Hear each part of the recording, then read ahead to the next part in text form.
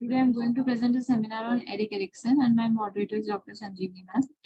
Introduction. He was born on July 15, 1902 in Frankfurt, Germany. Never received any formal degree in medicine or psychology. Primarily interested in subjects such as history, Latin, and art. Worked as a teacher in a progressive experimental school prevalent in United States at that time. His interest in identity was developed based on his own experiences in childhood, school, and while working as an art teacher. He was a neo-Freudian psychologist who accepted many of the central tenets of Freudian theory, but added his own beliefs. His idea was that the children develop in context of society's expectation, prohibition, and prejudices. He gave theory of psychosocial development, which is centered around epigenetic principle, which states that development occurs in sequential, clearly defined stages, and each stage must be satisfactorily resolved for development to proceed smooth. Physical, instinctual, and sexual changes combine to trigger an internal crisis, resolution of which result in either regression or development of virtues. So he introduced the term identity crisis, which he defined as a crucial period of increased vulnerability and heightened potential. Virtues are inherent strength. So unlike Freud's theory of psychosocial stages, this theory describes impact of social experiences across the whole lifespan. And the main element of his theory is development of ego identity.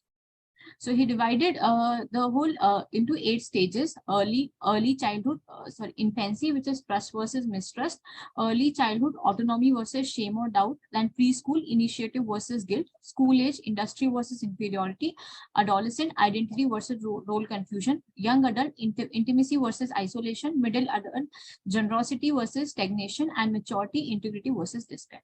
The first stage is trust versus mistrust. It starts at from 0 to 1.5 years of the age. The main event during this period is feeding. The virtue is hope, and the main question during this period is, can I trust people around me? So the infant is totally dependent on the mother or caregiver for the basic needs like food or diaper change. This crisis in infancy resolves positively if the caregiver is compassionate and affectionate toward the need of the infant. And if the caregiver is compassionate and affectionate, will develop a feeling that the world is comforting and the people around them are helpful. If the mother or caregiver are unresponsive to the need, then a sense of mistrust develops. That means his feeling will not be taken care of in the future also. So if trust will develop in a child, there will be hope. Hope is a belief that positive outcome will result from efforts. And if mistrust will develop, it will lead to dysthymic disorders, schizoid personalities, schizophrenia, and substance-related disorders in future. Second stage is autonomy versus shame or doubt. This age starts from 1.5 years to 3 years of age. Main event is toilet training. Virtue is will, and the question is, can I do things on my own? So at this time the child becomes more mobile. He begins to assert his independence, like picking up the toy he wants to play with or making choices about what they like to wear on. If they are encouraged and supported in their increase in independence, they become more confident and secure in their own ability to survive in the world. That is autonomy. If they are criticized, overtly controlled, or not given the opportunity to be independent, they become overtly dependent on others. They lack self-esteem and feel a sense of shame or doubt in their own abilities. So there should be a balance between autonomy and shame or doubt. Too much autonomy will lead to impulsiveness, and too much shame or doubt will lead to compulsiveness, rigid behavior, ritualistic behavior. Stage 3 is initiative versus guilt. It starts at the age of 3 years and lasts till 5 years. It is a preschool age. Important event during this is play, and virtue is purpose. So the child for the first time leave family and goes out to play. They learn how to play in groups. They are faced with many psychosocial conflicts about expressing themselves in unique, creative, and purposeful manner. By taking initiative, a child might come up with a new, unique gameplay or make new rules for the game. Initiative lead to a sense of purpose and can help develop leadership skills. If the child is discouraged or kept away from group play, he learns that taking initiative is something to feel guilty about. They will fail to make plans for themselves or take on leadership roles. This has a consequence in later stages of development, like in identity versus role confusion, where the person must decide who they are and what they want to do in life. So some guilt is necessary. Otherwise, the child would not know how to exercise self-control and have self-conscience. So if there is too much initiative, the child will be unruly. And if there is too much guilt, child will be enabled. Stage 4 is industry versus inferiority. It starts from 5 to 13 years of the age. It is a school-going age. Main event is school, and virtue is competency.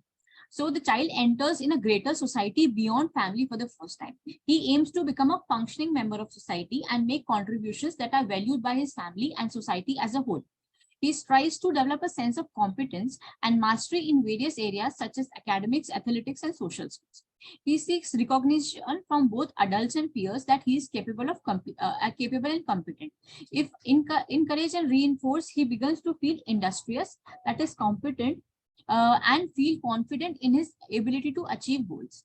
If not encouraged by the parents or teachers, then the child begins to feel inferior and start doubting his own abilities and therefore may not reach his or her own potential. So if there is initiative, he will develop purpose. And if there is too much guilt, there will be generalized anxiety disorders, phobias, and psychosomatic disorders in future. Stage 5 is identity versus role confusion, which is the main stage of Erikson. It starts at 13 and continues till 21 years of the age. The main event during this is peer relationships. Virtue is fidelity, and question is, who am I? What can I do?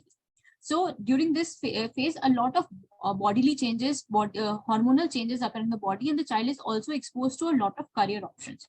Main goal in this stage is development of ego identity, which is defined as conscious sense of self that we develop through social interactions.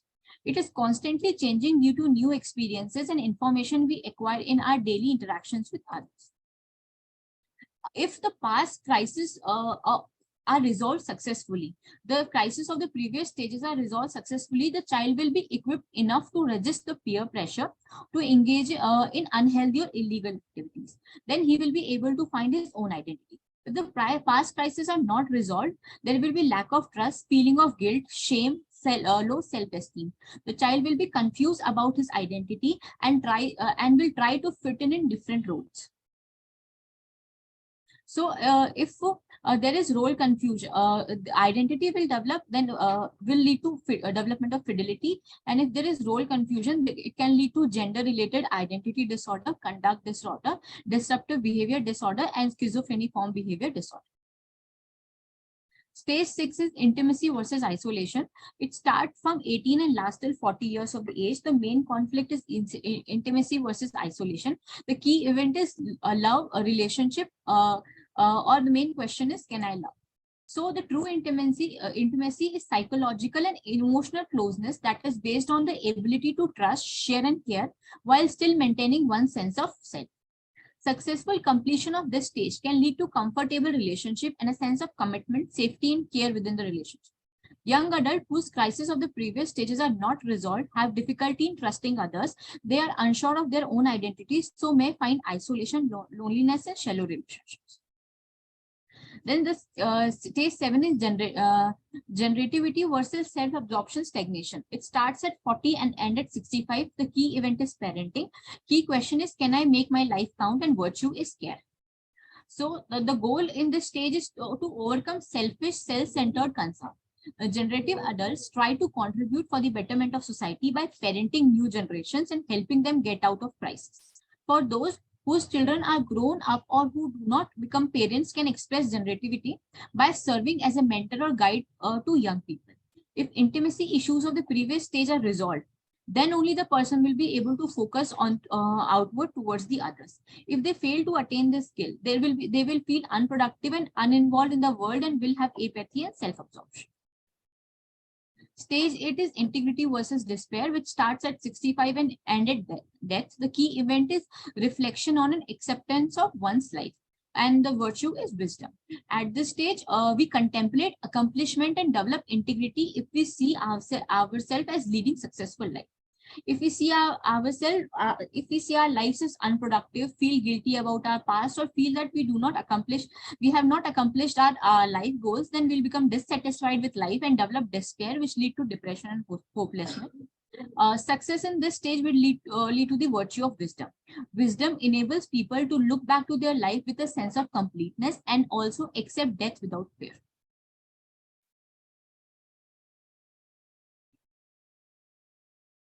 These are my references.